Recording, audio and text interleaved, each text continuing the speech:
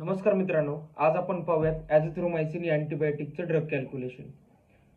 मित्रांनो, ॲझिथ्रोमायसिन एक broad spectrum macrolide ग्रुपचं अँटीबायोटिक आहे, जे आपल्याला ग्राम निगेटिव्ह, ग्राम पॉझिटिव्ह आणि अटिपिकल बॅक्टेरियामुळे जे इन्फेक्शन होतं त्याला ट्रीट करण्यासाठी मदत करतं. मित्रांनो, आता आपण पाहूयात ॲझिथ्रोमायसिनसाठी drug calculation.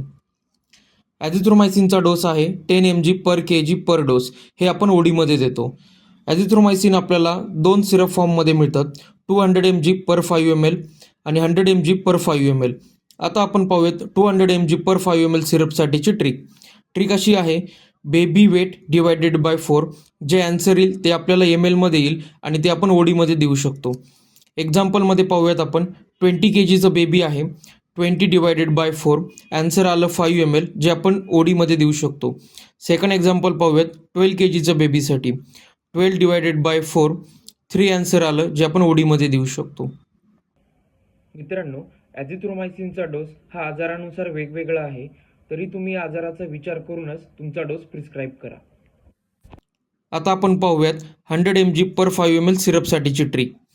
Baby weight divided by 2, जे आन्सर येईल ते आपण ml ओडीमध्ये देऊ शकतो.